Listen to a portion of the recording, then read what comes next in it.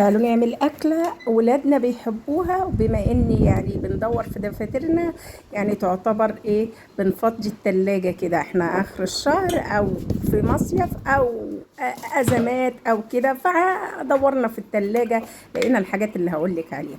معايا الأول 5 معالق دقيق و3 معالق نشا، وهقولك دلوقتي هنعمل ايه.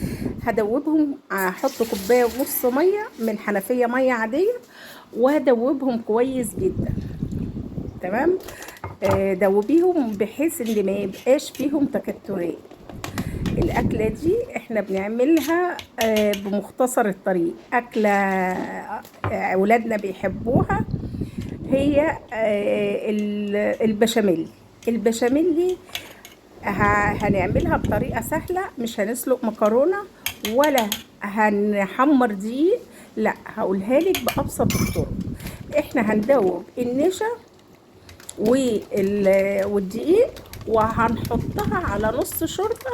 انا هنا هعمل كمية، انت تقدري تقسمي الكمية دي، هعملها على صينيتين، وهحط معلقه سمنه كبيره على اللبن والشوربه. انا هنا حاطه نص شوربه، الشوربه مصفيها كويس، وحاطه نصها لبن. تمام. هدوبها كويس هنزل بالخليط. طبعا الشوربه حايقه، تقدري تحطيها لو هي ما فيهاش. ايه التركه المهمه اللي فيها؟ رشه بسيطه من السكر. تمام. هي بتبقى طعمها حلو. عايزه تحطي رشه جوز الطيب، حطي زي ما بتحيقي البشاميل. ملح وفلفل اسمر ومرق الدجاج لو ما فيش شوربه. هنا معايا نص كيلو من الفراخ المفرومه. فراخ انا جايباها شاورما او مقطعاها شاورما وفرمها في الكبه، بس كانت عندي في الفريزر فاتكتلت. انا يا اما تديها ضربه في الكبه، يا اما هتحطيها يعني تهرسيها. المهم تبقى ايه، مفروله كده. واحط لها معلقه سمنه. انا هنا لسه محطتلهاش حاجه، هبدا احط لها البصل لما لونها يغير. احط لها معلقه سمنه بلدي او اي نوع سمنه، وربع معلقه او نص معلقه صغيره توم مفروم. انا هنا هعمل صينيتين، واحده لحمه وواحده فراخ او واحده صدق، يعني هي نفس الطريقه اللي هوريكي بيها. حطي بقى التوابل، فراخ، ملح وفلفل اسمر ورشه سكر. هنا عندي احنا بنحبها نحط لها الطماطم. انا بحب احطها في الفريزر واقشرها، غسلتها وقشرتها، قشريها كده وابدأي بتتقطع بسرعه. ما بتحبش القشر بتاعها، دي احسن طريقه تقشري بيها الطماطم. لو جيتي قشرتيها وهي نيه هتطلع اللحمه الطماطميه معاكي، لكن حطيها في الفريزر. بحب اشيل كام طماطميه كده في الفريزر وقت الضروره. الصلصه بحطها عليها بتبقى تديها سكر. هنا هحط هنا فلفل الوان اللي انا مفرزاه، قلت لكم الموسم بتاعه وبفرزه، بيبقى حلو قوي. لما تفرزيه ما بيجي ايام عليه ب30 وب40، لكن دوت انا شاريه ب10 جنيه في الموسم بتاعه. احط شويه الوان وشويه فلفل اخضر، وده اختياري على اللحمه او الفراخ اللي انت بتعصليها، بتبقى حلوه. وحطيت طماطميتين ما فيش غيرهم ان هما متفرزين. طبعا مش هيبان ولا القشر هيطلع على الوش ولا اي حاجه. عايزه تقطعي اصغر من كده قطعي، اكبر من كده ليك الحريه. هبدا احط على الفراخ او اللحمه. ابدأي بقى، هي هتبدأ تشرب وهتتعصب حلو قوي. حط لها توابلها، توم باودر، بصل باودر، وكده كده حاطين بصل وتوم. هتتعصج معاكي خلاص، دخلت على السوا. هبدأ بقى اجيب البشاميل. البشاميل اللي خلص معانا بعد ما حطينا له ال5 معالق دقيق و3 نشا كبار مترعمين. انا مش عايزه البشاميل تقيل. ليه؟ ان انا هحط المكرونه نيه زي ما احنا بنعملها. مكرونه نيه ما بسويهاش ولا اسلقها، هي كده كده البشاميل الخفيف هيسويها. تمام.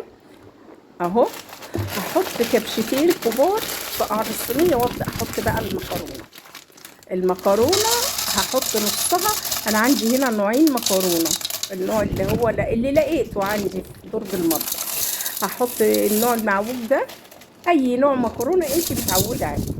تمام. بس اهم حاجه انت حطيتيه من تحتها بشاميل، حطي فوقيها كده كبشه او كبشتين.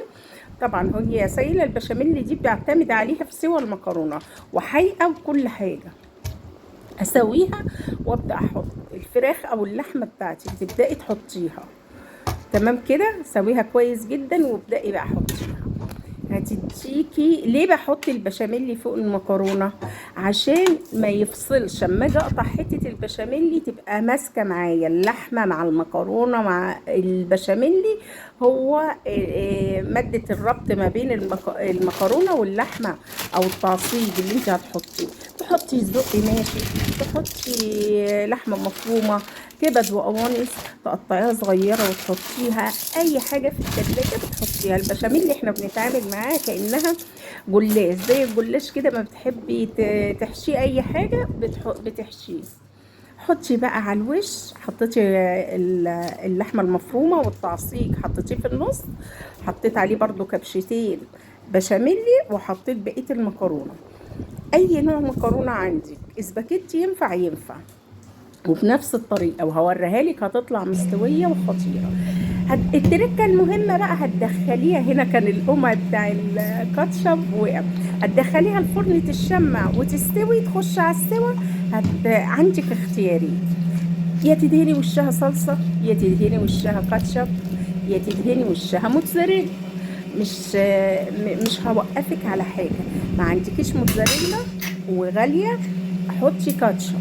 ما عندكيش كاتشب، حطي صلصه مكرونه معلقتين على الوش كده، وخديها بس اما تشمع في الفرن. انا هنا اللهم لك الحمد، كان كيس موتزاريلا عندي مش عايز يخلص، هي نوع مش قوي ومش عايز يخلص، فقلت اخلصه في البشاميل. تمام. انا دخلت على السوا، شمعت الصينيتين اللي احنا عملناهم، واحده لحمه وواحده فراخ اهي. شمعت، رحت مطلعاها، دهنت وشها عشان ما تقعدش الموتزاريلا. تركه مهمه، الموتزاريلا ما تدخليهاش الفرن والحاجه لسه نيه، مش هتديكي معاكي، مش هتعمل معاكي، هتتحرق ومش هتدي اي طعم. دخلي الحاجه تبقى سوا الا ربع كده وطلعيها. شايفه بقى لما طلعت شكلها خطير. اوريكي دلوقتي المكرونه استوت وبقت تحفه. انا هنا عملت صينيتين، واحده لحمه وواحده فراخ. هشوف لكم انهي، تقريبا دي اللحمه، هفتح لكم التانيه اشوف انهي فيهم. ابني كان واقف جنبي فبيقول لي لا انا عايز دي. تمام. اخر كلام، عايز انهي؟